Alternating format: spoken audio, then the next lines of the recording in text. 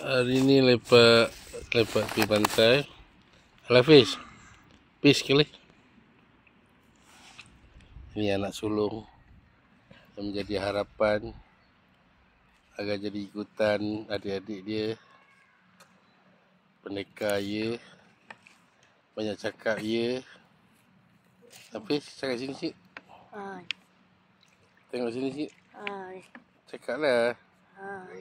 Cakap sesuatu. Hai. Cakap sesuatu dah. Cakap sesuatu lah. Cakap sesuatu dah tu. Hai. Tu bukan cakap. Tu.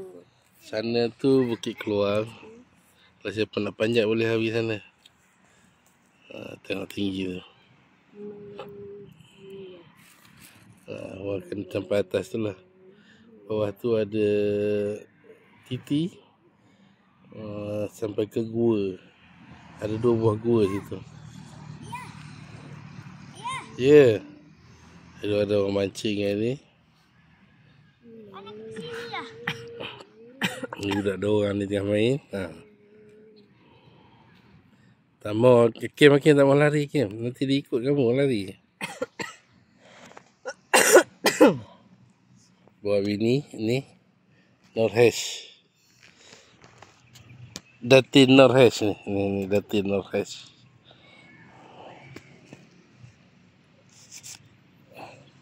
Pantai. Ramai orang dalam ini tu, kat dalam tu. Nampak. Kami je ada kat luar ni. Tadi redup. Siaran dah matahari pula dah.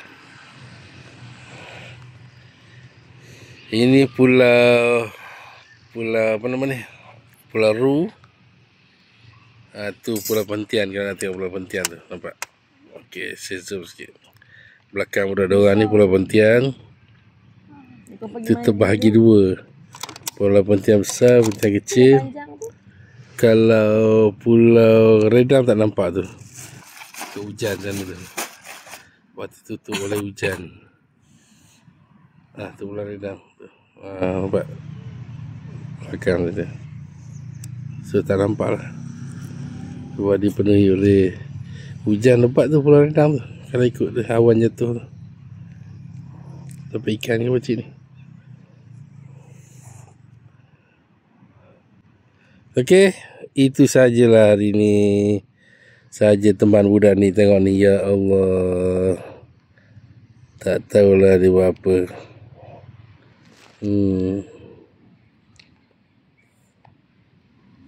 Saya tak bawa stand tadi, tak stabil lah ni.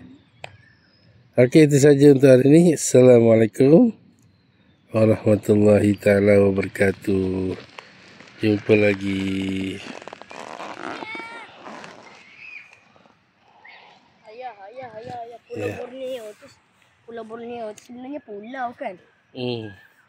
Besar. Bila dah besar tak panggil pulau dah. Orang panggil